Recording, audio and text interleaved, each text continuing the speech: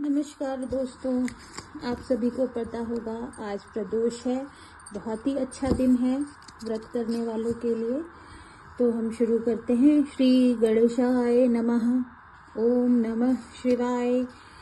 तो मैं आपको सबसे पहले प्रदोष व्रत का महात्म्य बताती हूँ। प्रत्येक मास के दोनों पक्षों की त्रयोदशी तिथि को प्रदोष व्रत करने से व्यक्ति संसार के सभी सुखों को भोगता है और उसके द्वारा जाने या अनजाने में किए गए पाप नष्ट हो जाते हैं। इस व्रत के प्रभाव से विधवा स्त्रियों भी अधर्म से दूर रहती हैं तथा विवाहित स्त्रियों का सौभाग्य अटल रहता है। इस व्रत के प्रभाव से बंदी कारागार से मुक्त होता है। व्रतकर्ता स्त्री हो या पुरुष, उसे 100 गौदान करने का पुण्य मिलता है।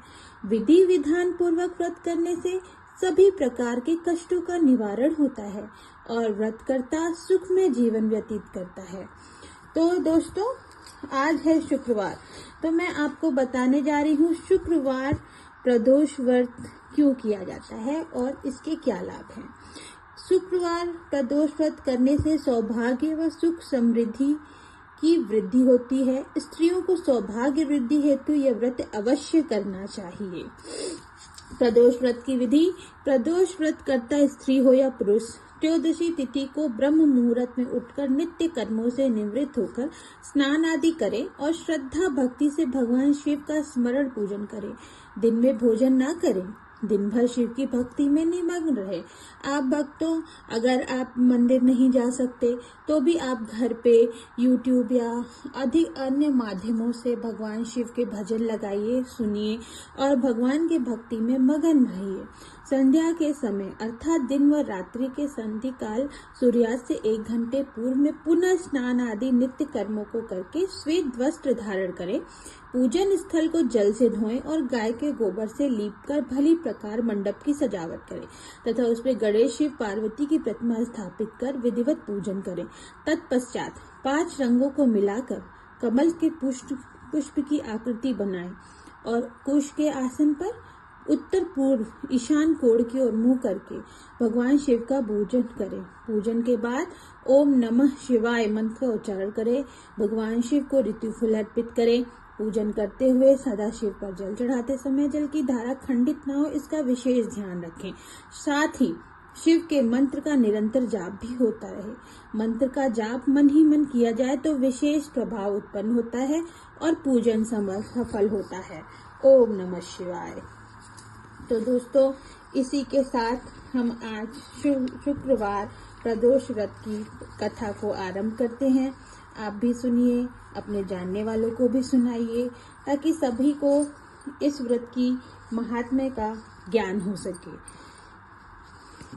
शुक्रवार प्रदोष व्रत कथा। सुत जी बोले कि हे ऋषियों, शुक्रवार प्रदोष व्रत के प्रभाव से सौभाग्य व सुख की वृद्धि होती है, अतः स्त्रियों को सौभाग्य वृद्धि के लिए व्रत अवश्य करना चाहिए।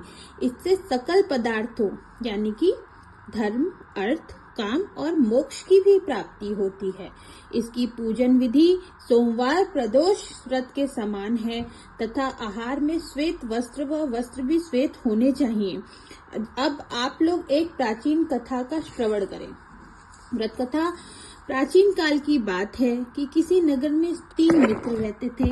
उनमें से एक क्षत्रिय राजकुमार, दूसरा ब्राह्मण पुत्र और तीसरा वणिक पुत्र था। राजकुमार व ब्राह्मण पुत्र पहले से विवाहित थे, जबकि वणिक पुत्र का विवाह कुछ दिनों पूर्व हुआ था, लेकिन गौना नहीं हुआ था। एक दिन तीनों मित्र स्त्रियों के विषय में चर्चा कर रहे थे।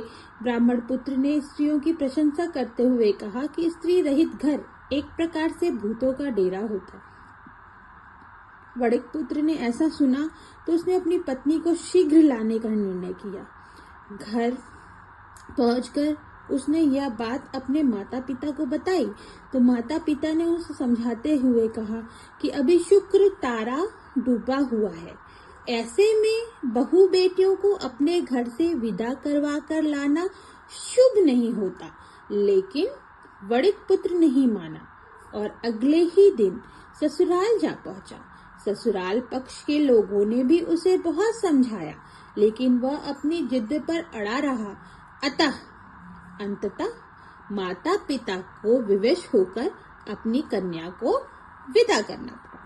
ससुराल से विदा होकर जब वणिक पुत्र नगर के बाहर निकला ही था कि उसकी बैलगाड़ी का पहिया निकलकर दूर जा पड़ा और बैल का भी एक टांग टूट गई। पति पत्नी दोनों को काफी चोट पहुंची। जैसे तैसे कुछ दूर और आगे गए तो रास्ते में उन्हें एक डाकू मिल गए। डाकुए ने उनका सारा धन लूट लिया। दोनों रोते रोते घर पहुंचे। घर पहुंचने पे वणिक पुत्र को सर्प ने डस लिया। उसके माता पिता ने वैद्य को बुलवाया तो वैद्य ने वणिक पुत्र की 3 दिन में मृत्यु की घोषणा कर दी। ब्राह्मण पुत्र को जब यह समाचार मिला तो वह उसे देखने के लिए शीघ्र उसके घर आया। उसने उसके माता पिता को शुक्रवार प्रदोष व्रत करने का परामर्श देते हुए कहा कि इसे पत्नी सहित वापस ससुराल भेज दें। सारी विपदाएं इसलिए आई हैं क्योंकि आपका पुत्र सुकास काल में पत्नी को उसके पीहर से विदा करके लाया है। यदि यह वहां जाएगा तो अवश्य ही बच जाएगा। ब्राह्मण पुत्र की बात वणिक पुत्र के माता पिता को भा गई, अतः उन्होंने उसका अनुसरण किया। वणिक पुत्र जब ससुराल पहुंचा तो कुछ दिन वहां रहा तो सर्प के विष का प्रभाव समाप्त होकर वह पूरी तरह स्वस्थ हो गया और शुक्रवार प्रदोष व्रत के प्रभाव से उसके सभी कष्ट दूर हो गए। हर हर महादेव, ओम नमः शिवाय।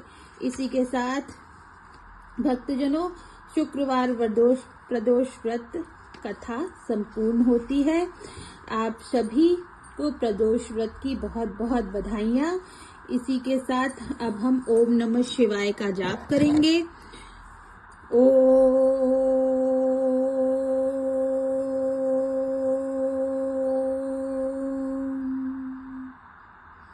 नमः शिवाय। ओम नमः शिवाय।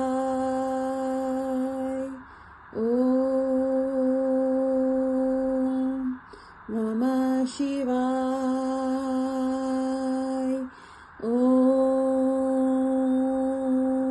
नमः शिवाय। ओम नमः शिवाय। तो इसी के साथ दोस्तों ओम नमः शिवाय का जाप करने के बाद आप सभी मन से त्रिगुण शिव जी की आरती करिए और उसके बाद भगवान जी को प्रणाम करिए और यथापूर्वक भक्ति भाव में लगे रहिए। हर हर महादेव दोस्तों, ओम नमः शिवाय। अगर आपको मेरा ये वीडियो पसंद आया हो तो प्लीज़ लाइक, शेयर और सब्सक्राइब जरूर करें। मैंने आपके लिए संक्षेप में शुक्रवार प्रदोष व्रत कथा का ये वीडियो बनाया है ताकि जिन लोगों के पास समय नहीं है वो यहाँ बड़े बड़े वीडियो ना देखकर इस छोटे वीडियो में ही अपने व्रत की पूर्ति कर ले। थैंक यू दोस्तों। हर हर महादेव।